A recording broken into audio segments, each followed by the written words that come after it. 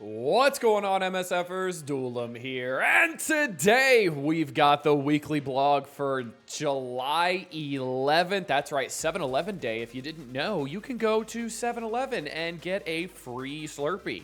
I'm not sure if they still do the thing where you can like bring your own container, because when I was in high school, I saw someone bring a kiddie pool and was able to fill it up. So I'm pretty sure they stopped that. But yeah, go get a free slushie. You're welcome. You're welcome. Have fun.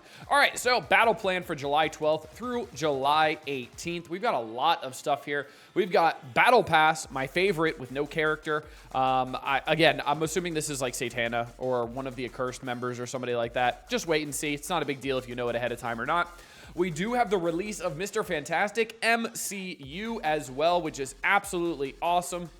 Super excited for this one. I am going to be coring him because I do want the full team up and running as soon as possible, because obviously arena team, cores, power core intake, all that kind of good stuff. Harbinger Week 3, Hood Rises, the 5th Force leaderboard, Franklin Richards, Diamonds, which is interesting. We're getting a Diamond leaderboard before he's even in the game, which is fascinating. And we also have Rally for the Hood Shards, and we've got Sword Satellite. That's right, a Sword Satellite running, which is absolutely awesome. More PvE content, so shout out to you, Scopely. Amazing. July 16th at 2 p.m., Invisible Woman is added to the Intel store, so if you want to start working on her, if you don't need Gear Tier 20, or if you're starting to incorporate some Intel, some character shard purchases in there, save some power cores, absolutely amazing. Then on July 18th, we've got Danger Room featuring X-Men again, which I'm not that hyped for because it seems like it's going to be the exact same thing as the 4th of July weekend. And that one was literally just like one, maybe two runs, and you were done because Old Man Logan and Nightcrawler carried, and then that was kind of it. Character shards, we've got Quasar, we've got the Hood, and we've got more the Hood. So we've got a different event. So we've got the 25 for the Alliance, and then another 100 shards from something else. So absolutely amazing. We've got the Quasar event going on, obviously, and this is Harbinger Finale Week 3. Gear up your roster for the battles ahead and snatch up more intel. Start date on Monday, July 14th. Daily objectives, earn gold, which is absolutely fascinating. So you might want to hoard some of your gold orbs just to make sure you can hit this every day. I don't know what this number is. They have not told us. I don't know what an actual number would be on this. Maybe like, I don't know, maybe like 250,000 or something like that. I don't know what our daily gold intake is if you're not opening gold orbs. But you might want to actually pivot from farming training orb materials to pivot to farming gold orbs instead from those campaigns, as well as the showcases, because that may help you out a little bit. Weekly objectives, collect unstable cells and earn wingsuits from the Danger Room. That's super easy, obviously, just doing the Danger Room. We've got tech gear. Hopefully Gear 20 tech gear, but I highly doubt it. Intel, and then there's premium objectives, which I'm absolutely I love that they're starting to do this as well, and then putting premium rewards as well, so we don't get our hopes up when they're like, yeah, get Accursed Diamonds, and it's like, oh, I have to pay for them once they're in the game. So I think this is great. Battle with Mr. Fantastic MCU, which I'll actually be able to do until it's Stargated, and I won't get any points for it. All right, the Hood Rises. We've seen this one a bunch. This is just collect unstable cells in Arena, battle in Cosmic Crucible with Accursed. Super easy. We get some Hood character shards. This is the Alliance event that's been running for a couple weeks now. Now, Franklin Richard Diamonds. That's right. Rise to the top of this leaderboard to mine diamonds for Franklin Richards. Fantastic Four diamond orbs and more. So they're going to be doing those Fantastic Four diamond orbs just like they're doing for the Accursed and they did for the Thunderbolts as well. This will be your chance to earn 3 diamonds on Franklin Richards, as his 3rd diamond will not be attainable in the Fantastic Four MCU diamond orb or in the Elite shop. So this is going to be your only access to a 3 diamond. So if you're a big spender, make sure you are getting in on this if this is something you're interested in. And I do think, and I'll think pretty much everybody agrees, that he is the best on the team. So definitely squeezing everybody for as much as they can for this leaderboard event. Lovely, lovely, lovely. And then we've got the inputs for this as it starts on the Monday, the 14th. Spend campaign energy, which is probably going to be uncapped again. So start coring your campaign energy as soon as possible to keep up with that. I wish it was ISO energy, because I don't know about you guys, but I have like, I think 12,000 ISO energy, because we haven't had an ISO energy spending event in months. So A little annoyed that it's campaign energy again. Spend awakened ability tokens, which we'll talk about a little bit later. Earn Genesis orb fragments. Play in Arena, Blitz, Crucible, or War with Mr. Fantastic. And then Accursed Diamond Orb Fragments, Dark Diamond credits, Armory 20 Orb Fragments, and Dark Promotion credits. So that's going to be on the milestones. And then the leaderboard rewards are Diamonds for Franklin Richards, obviously, Fantastic Four Diamond Orbs, and then Bio Gear Tier 20. I know a lot of people are going to be competing on this leaderboard because Bio is going to be in high contention for the Fantastic Four, obviously. And I might, depending on where I place on this leaderboard and how many Bio Gear Tier 20s I get, I might end up slotting in some Fantastic Four members for Hero Cosmic, the last section, because I do have 2 open slots for that section still, because right now I have Odin, I have Havoc, and I have Lilandra. So this could end up taking up some slots, and I might end up taking some Fantastic Four members. I'll probably take Franklin Richards and Invisible Woman will probably be my choices. But yeah, that'll be pretty interesting. Now, to talk about the Awakened Ability tokens, collect these tokens from the limited time fifth Force. Good Lord, that's hard to say. Say that 5 times fast.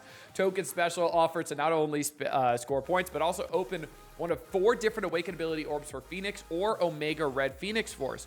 You decide which Awakened Ability you need the most. Now, when it comes to that, I would definitely say the best one is probably going to be the passive for Phoenix, because that's going to be the one that stops them from getting stunned. So I would absolutely say go for the passive on Phoenix before you go for anything else. The other one is going to be the ultimate. So in Crucible, if this character has an Omega Red Phoenix Force ally, apply trauma and ability blocks to the primary target when Phoenix ults. Nowhere near as good as the passive, so I would absolutely recommend getting the passive for Phoenix first. And then if for whatever reason you did not max out the last event to get Omega Red and his Awaken abilities, I would say go with the passive for Omega Red Phoenix Force if you do have an option to do 2 of them. It all depends on how many resources are going to be in there, but that's going to be my suggestion for that one. But definitely do the Phoenix passive, because not being able to get stunned is absolutely insane. Amazing. So I really do like the agency on this because you get to choose which Awakened ability you need the most. So I really do enjoy that. I think that's awesome. It's almost like an event store like they used to do for the candy store for Valentine's Day, stuff like that. So I think this is awesome. Really great. Keep up with stuff like this. This is great. The Hood earned 100 character shards. Rally your roster to earn up to 100 of the Hood character shards. Raid daily for 7 straight days. We already do. Must raid for 7 of 7 days to earn 100 shards for this Accursed Blaster. Okay, cool. Earn additional Path 2 orbs for a chance to obtain even more shards. The rally begins on July 14th. And so I'm interested what this means. Earn additional Path 2 orbs. Who are the Path 2 orbs for? Is this Path 2 orbs for the Hood? Because I doubt people are going to want to pay for those. And how are we earning them? So I'm interested to see how that input works. Now, if it's just getting them in game, cool. I'm fine with that. I could always use more Accursed shards because they are a very lackluster team at lower stars, but they definitely do hit harder the larger you have them. I know, what a concept, but yeah, they definitely do some pretty great things at higher levels. At lower levels, not so much. But yeah, nothing wrong with that. 100 Hood shards sounds good to me. Mr. Fantastic MCU stretching for battle. So this is going to be the information on the core orb, and then grab a deal to unlock additional offers that will reveal themselves upon your next login visit. These limited time deals offers gold, training materials, and other vital resources to boost your roster. And most of the time, these are surprisingly good deals for gold and training materials. I am not a proponent of spending as of recently, or as of at all in the last like 6 months. But yeah, these are surprisingly good deals. So if you are a spender, this is a good way to get some training materials, maybe catch up a little bit. They are also continuing to do the orb echo progress. So if you're getting those Path 2 orbs, they have that mercy system that is now baked into the orbs instead of a milestone, which I kind of like. I like that it's less clutter, less red dots, less clicking on more milestone stuff like that.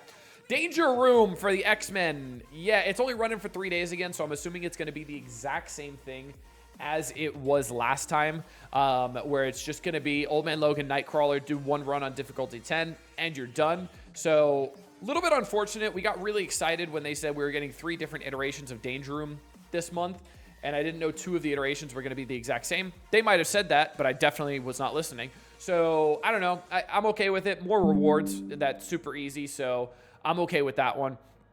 And next up, we got Sword Battle Lab. That's right. Super, super excited.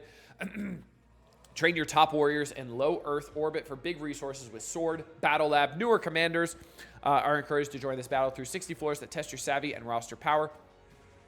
Now, we have talked to them about the Asgardian node being very hard, especially without Odin, so to make it a little bit newer player friendly, because a lot of people don't want to build a lot of the crappy Asgardians because none of them are really good anymore. And I don't know if they changed that or not, or made the node a little bit easier. I hope they did. The only negative thing about this is there's no new floors, it seems. So nothing too crazy here for late game players. So yeah, there's that. But hey, at least it's stuff to do, so I'm okay with that. We're also going to be getting 3 diamonds for Human Torch and The Thing. It does not mention any sort of Gear 20 in the milestone rewards. Or if there's like a leaderboard or anything here, because this is the one that you can like reset and do every day, and your characters, you can only use characters once a day and stuff like that. So I'm interested to see what the leaderboard rewards are, because it says milestones to grab up to 3 diamonds for Human Torch and The Thing. So it seems like that's in milestones, and I'm hoping there's some Gear Tier 20 in the leaderboard, so it makes people actually want to push.